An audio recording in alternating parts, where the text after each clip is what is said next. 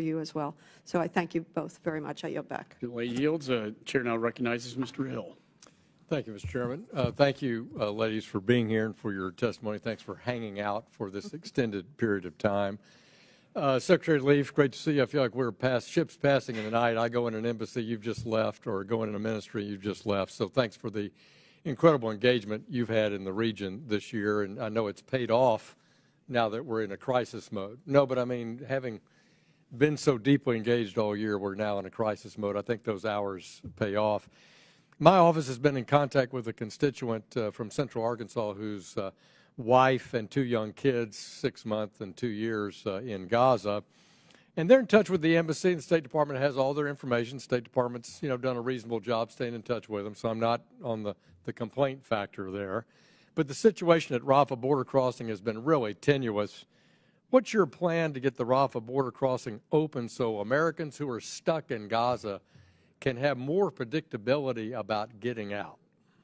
So, Congressman, this is an issue that we are just working nonstop. Nobody is more dedicated to this task than Ambassador Satterfield and his whole team. The complexity of the task has been that essentially Hamas has conditioned outflow of foreign nationals on a steady stream of wounded being taken through the Rafah crossing. That has required a really meticulous scrubbing of those lists to make sure there are no fighters who are among the wounded. Very careful calibration between Israel and Egypt to ensure that sometimes there is fighting in the vicinity. Sometimes the comms are down. So we have compiled a list of, I think, about 700 such constituents or American citizens and their families, and we're working at metering them through day after day. Thanks.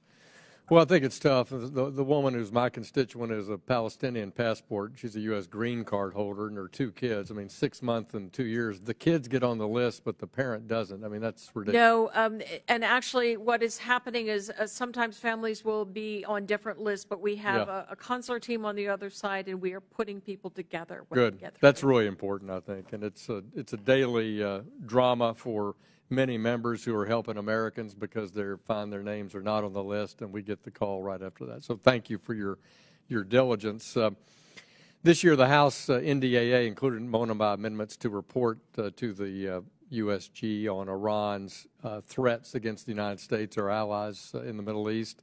And in follow-up to your conversation with Chairman McCall, I mean, clearly Iran backs these proxies. But in testimony here, the State Department said they would not recommend that Shia militia, for example, be on a future modification of the AUMF. You think state still stands by that? DOD still stand by not including Shia militia or Hezbollah on an AUMF? Yes, we still do not support including Iran-aligned militia groups on the 2001 AUMF, which was specifically geared towards non-state actors. Our objective is to de-escalate in the region and prevent regional war. Yep. Well, I'll ask you how that's working. Not so good. I think they've ramped up this effort, and everything that we thought might come true over the few years is absolutely coming true. Between Houthis shooting cruise missiles over Saudi Arabia at Israel, this is why I think we have to take a much tougher stand towards Iran and Iran-backed militia. Normalization, Secretary Leaf, this is one you know my feelings about the Assad regime. And again, the Arab League went forward. You cautioned on that. Secretary Blinken, much even more aggressive than you, public and in private, about absolutely not doing it. But they've done it. So have you seen anything that's remotely on track for Assad becoming suddenly such a good member of the local community?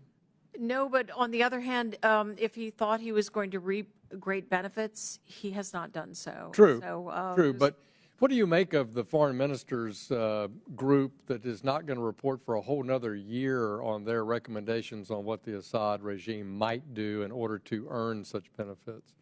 I think it speaks to the lack of results wholly exclusively because of Syrian intransigence. Yeah.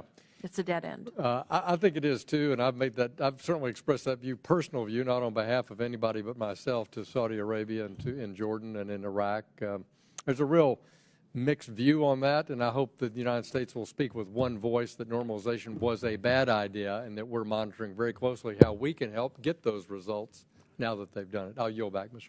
Chairman. Gentleman yields. Correct. I think that may have been a trigger for this Hamas invasion of Israel, to be honest with you. In addition to being the 50-year anniversary of Yom Kippur,